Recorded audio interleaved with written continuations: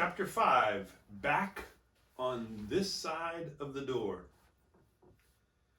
Because the game of hide and seek was still going on, it took Edmund and Lucy some time to find the others.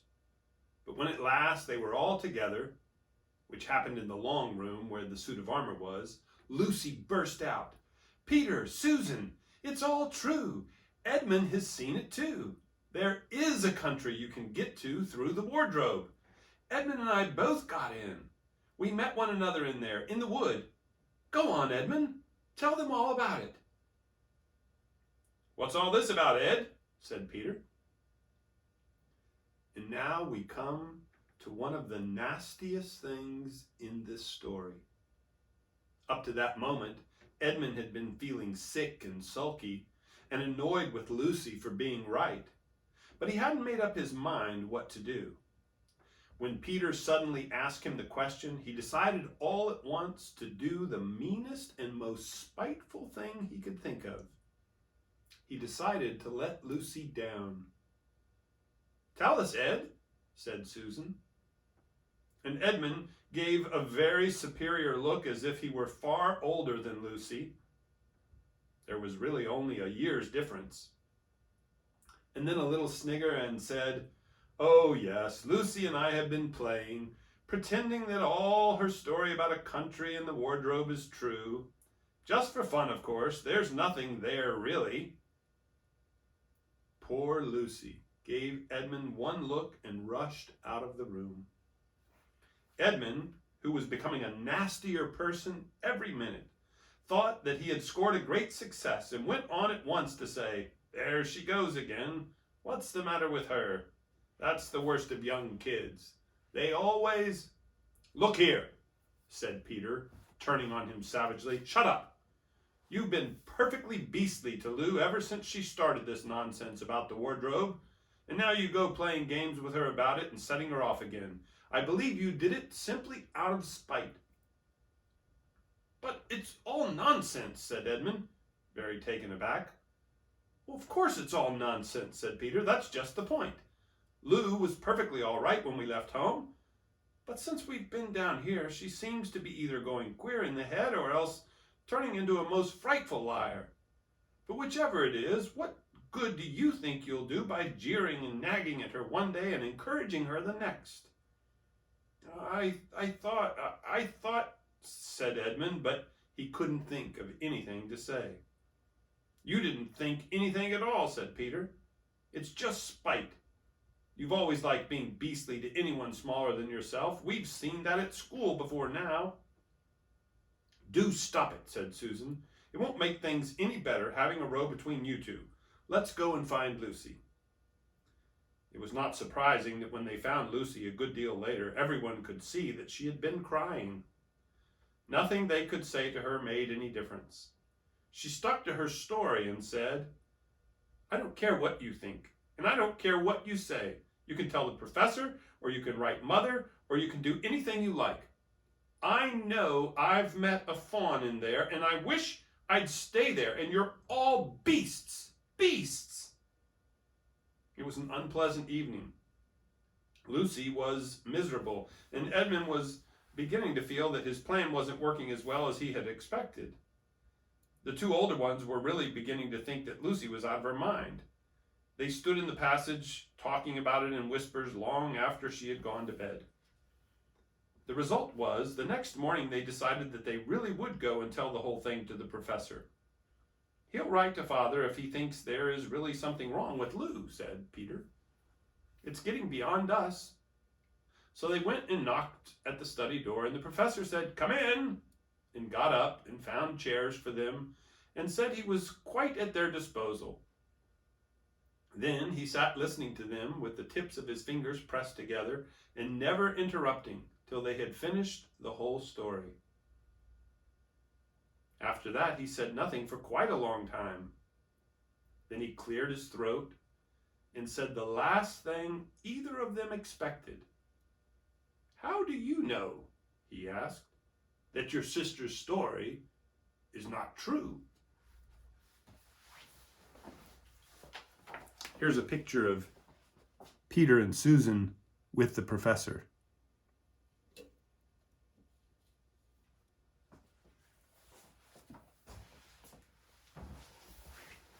"Oh, but," began Susan and then stopped. Anyone could see from the old man's face that he was perfectly serious. Then Susan pulled herself together and said, "But Edmund said they had only been pretending." "That is a point," said the professor, "which certainly deserves consideration, very careful consideration. For instance, if you will excuse me for asking the question, does your experience lead you to regard your brother or your sister as the more reliable? I mean, which is the more truthful?" "That's just the funny thing about it, sir," said Peter. "Up till now, I'd have said Lucy every time." "And what do you think, my dear?" said the professor, turning to Susan. "Well," said Susan, "in general, I'd say the same as Peter, but this couldn't be true, all this about the wood and the fawn." "That is more than I know," said the professor. "And a charge of lying against someone whom you have always found truthful is a very serious thing. A very serious thing indeed." "We were afraid it mightn't even be lying," said Susan. "We thought there might be something wrong with Lucy." "Madness, you mean?" said the professor quite coolly. "Oh, you can make your minds easy about that. One has only to look at her and talk to her to see that she is not mad." "But then," said Susan, and stopped. She had never dreamed that a grown-up would talk like the professor and didn't know what to think. "Logic," said the professor, half to himself. "Why don't they teach logic at these schools? There are only three possibilities. Either your sister is telling lies, or she is mad, or she is telling the truth.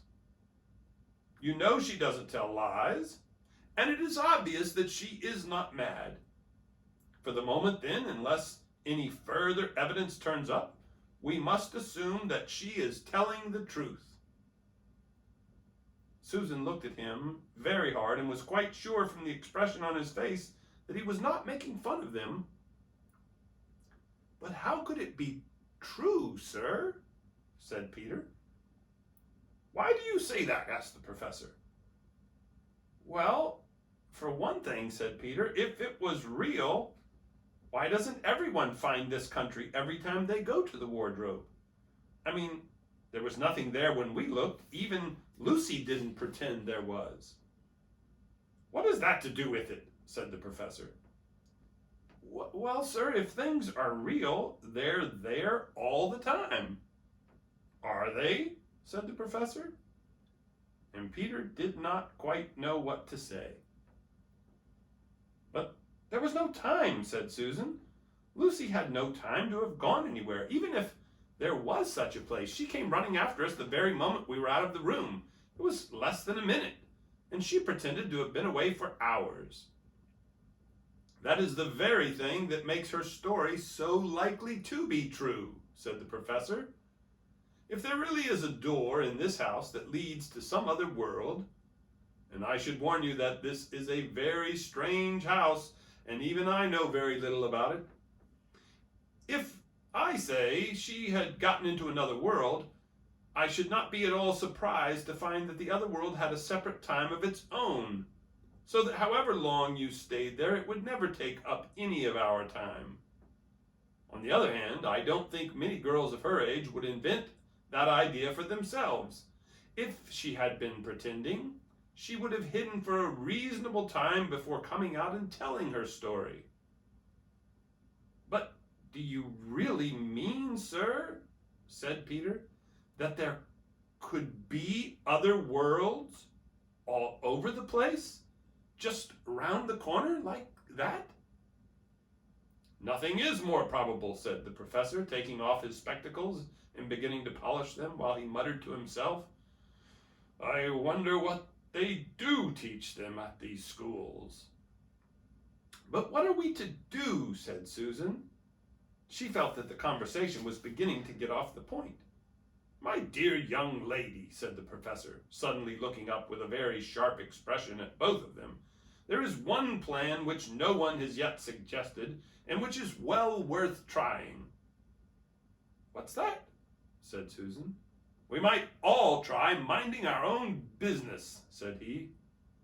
And that was the end of that conversation. After this, things were a good deal better for Lucy. Peter saw to it that Edmund stopped jeering at her, and neither she nor anyone else felt inclined to talk about the wardrobe at all. It had become a rather alarming subject, and so for a time it looked as if all the adventures were coming to an end. But that was not to be. This house of the professor's, which even he knew so little about, was so old and famous that people from all over England used to come and ask permission to see over it. It was the sort of house that is mentioned in guidebooks and even in histories, and, well, it might be, for all manner of stories were told about it, some of them even stranger than the one I am telling you now. And when parties of sightseers arrived and asked to see the house, the professor always gave them permission, and Mrs. Macready, the housekeeper, showed them around, telling them about the pictures and the armor and the rare books in the library. Mrs. Macready was not fond of children, and did not like to be interrupted when she was telling visitors all the things she knew. She had said to Susan and Peter almost on the first morning, along with a good many other instructions, "And please remember, you're to keep out of the way whenever I'm taking a party over the house." "Just as if any of us would want to waste half the morning trailing round with a crowd of strange grown-ups," said Edmund, and the other three thought the same. That was how the adventures began for the second time. A few mornings later, Peter and Edmund were looking at the suit of armor and wondering if they could take it to bits, when the two girls rushed into the room and said, "Look out! Here comes the Macready and a whole gang with her." "Sharp's the word," said Peter, and all four made off through the door at the far end of the room. But when they had got out into the green room and beyond it into the library, they suddenly heard voices ahead of them, and realized that Mrs. Macready must be bringing her party of sightseers up the back stairs instead of up the front stairs as they had expected. And after that, whether it was that they lost their heads, or that Mrs. Macready was trying to catch them, or that some magic in the house had come to life and was chasing them into Narnia, they seemed to find themselves being followed everywhere, until at last Susan said, "Oh, bother those trippers. Here, let's get into the wardrobe room till they've passed. No one will follow us in there." But the moment they were inside, they heard the voices in the passage, and then someone fumbling at the door, and then they saw the handle turning. "Quick," said Peter, "there's nowhere else," and flung open the wardrobe. All four of them bundled inside it and sat there, panting in the dark. Peter held the door closed, but did not shut it, for of course he remembered, as every sensible person does, that you should never shut yourself up in a wardrobe. Shall we continue? Chapter 6. Into the Forest. "I wish the Macready would hurry up and take all these people away," said Susan presently. "I'm getting horribly cramped." "And what a filthy smell of camphor," said Edmund. "I expect the pockets of these coats are full of it," said Susan, "to keep away moths." "There's something sticky into my back," said Peter. "And isn't it cold?" said Susan. "Now that you mention it, it is cold," said Peter. "And hang it all, it's wet too. What's the matter with this place? I'm sitting on something wet. It's getting wetter every minute." He struggled to his feet. "Let's get out," said Edmund. "They've gone." "Ooh," said Susan suddenly, and everyone asked her what was the matter. "I'm sitting against a tree," said Susan, "and look, it's getting light over there." "By Jove, you're right," said Peter. "And look, there, and there. It's trees all around. And this wet stuff, it's snow. Why, I do believe we've got into Lucy's wood after all." And now there was no mistaking it, and all four children stood blinking in the daylight of a winter day. Behind them were coats hanging on pegs. In front of them were snow-covered trees. Peter turned at once to Lucy. "I apologize for not believing you," he said. "I'm sorry. Will you shake hands?" "Of course," said Lucy, and did. "And now," said Susan, "what do we do next?" "Do?" said Peter. "Why, go and explore the wood, of course." "Ugh," said Susan, stamping her feet. "It's pretty cold. What about putting on some of these coats?" "They're not ours," said Peter doubtfully. "I'm sure nobody would mind," said Susan. "It isn't as if we wanted to take them out of the house. We shan't even take them out of the wardrobe." "I never thought of that, Sue," said Peter. "Of course. Now you put it that way, I see. No one could say that you had bagged a coat as long as you leave it in the wardrobe where you found it. And I suppose this whole country is in the wardrobe." They immediately carried out Susan's very sensible plan. The coats were rather too big for them, so that they came down to their heels and looked more like royal robes than coats when they had put them on. But they all felt a good deal warmer, and each thought the others looked better in their new get-ups and more suitable to the landscape. "We can pretend we are Arctic explorers," said Lucy. "This is going to be exciting enough without pretending," said Peter, as he began leading the way forward into the forest. There were heavy, darkish clouds overhead, and it looked as if there might be more snow before night. "I say," began Edmund presently, "oughtn't we to be bearing a bit more to the left, that is, if we are aiming for the lamp-post?" He had forgotten for the moment that he must pretend never to have been in the wood before. The moment the words were out of his mouth, he realized that he had given himself away. Everyone stopped. Everyone stared at him. Peter whistled. "So you really were here," he said. "That time Lou said she'd met you in here, and you made out she was telling lies." There was dead silence. "Well, of all the poisonous little beasts," said Peter, and shrugged his shoulders and said no more. There seemed indeed no more to say, and presently the four of them resumed their journey. But Edmund was saying to himself, "I'll pay you all out for this, you pack of stuck-up, self-satisfied prigs." "Where are we going anyway?" said Susan, chiefly for the sake of changing the subject. "I think Lou ought to be the leader," said Peter. "Goodness knows she deserves it. Where will you take us, Lou?" "What about going to see Mr. Tumnus?" said Lucy. "He's the nice fawn I told you about." Everyone agreed to this, and off they went, walking briskly and stamping their feet. Lucy proved to be a good leader. At first she wondered whether she would be able to find the way, but she recognized an odd-looking tree on one place and a stump in another, and brought them on to where the ground became uneven, and into the little valley, and at last to the very door of Mr. Tumnus's cave. But there a terrible surprise awaited them. Can you see what the terrible surprise was?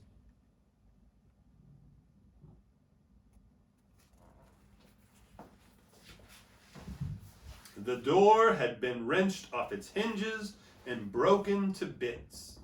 Inside, the cave was dark and cold and had the damp feel and smell of a place that had not been lived in for several days. Snow had drifted in from the doorway and was heaped on the floor, mixed with something black, which turned out to be the charred sticks and ashes from the fire. Someone had apparently flung it about the room and then stamped it out. The crockery lay smashed on the floor, and the picture of the fawn's father had been slashed into shreds with a knife. "This is a pretty good washout," said Edmund. "Not much good coming here." "What is this?" said Peter, stooping down. he had just noticed a piece of paper which had been nailed through the carpet to the floor. "Is there anything written on it?" asked Susan. "Yes, I think there is," answered Peter, "but I can't read it in this light. Let's get out into the open air." They all went out into the daylight and crowded round Peter as he read out the following words.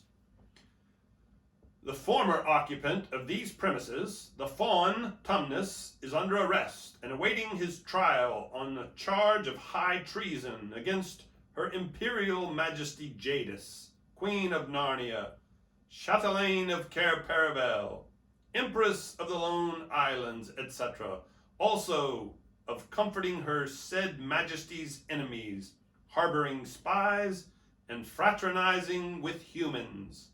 Signed, Maugrim, Captain of the Secret Police. Long live the Queen." The children stared at each other.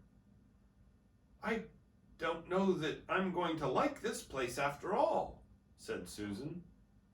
"Who is this queen, Lou?" said Peter. "Do you know anything about her?" "She isn't a real queen at all," answered Lucy. "She's a horrible witch, the White Witch. Everyone, all the wood people, hate her.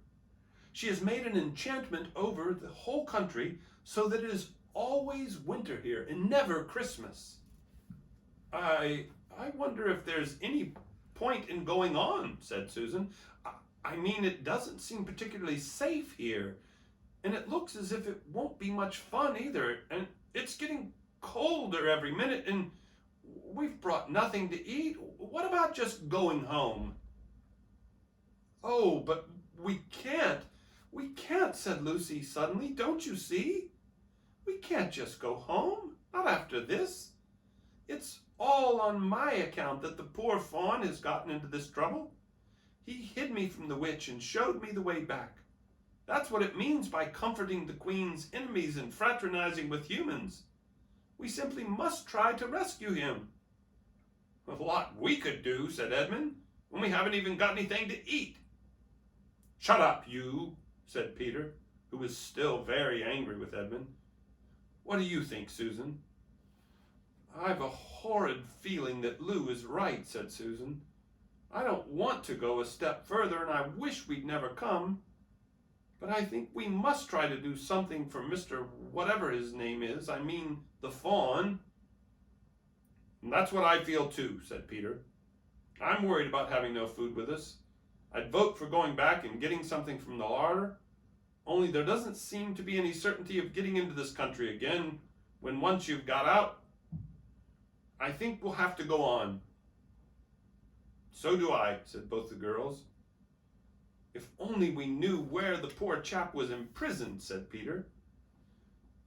They were all still wondering what to do next when Lucy said, "Look, there's a robin with such a red breast.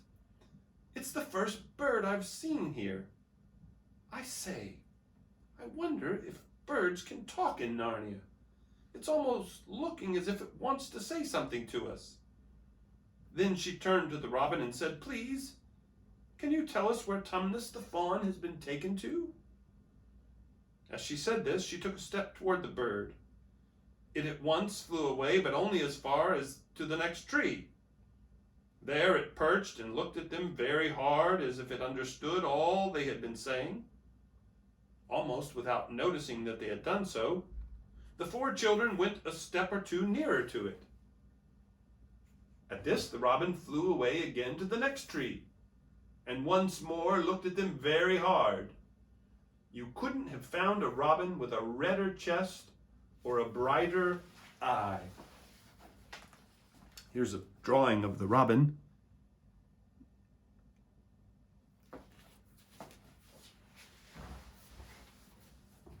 "Do you know," said Lucy, "I really believe he means us to follow him." "I've an idea he does," said Susan. "What do you think, Peter?"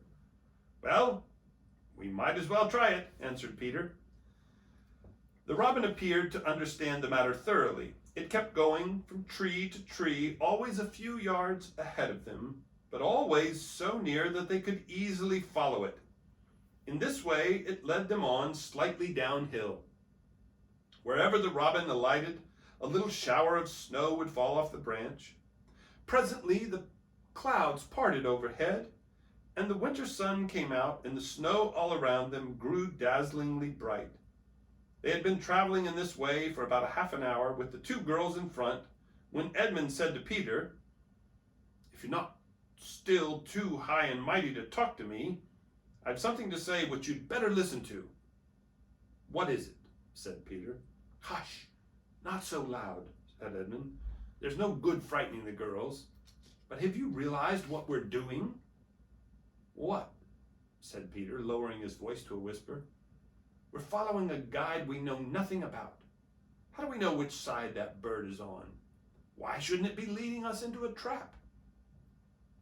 "That's a nasty idea. Still, a robin, you know.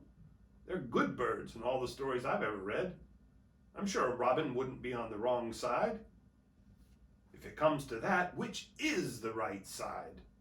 How do we know that the fawns are in the right and the queen, yes, I know we've been told she's a witch, is in the wrong? We don't really know anything about either. The fawn saved Lucy. He said he did, but how do we know? And there's another thing too. Has anyone the least idea of the way home from here?" "Great Scott," said Peter, "I hadn't thought of that." "And no chance of dinner either," said Edmund. And that's the end of the chapter.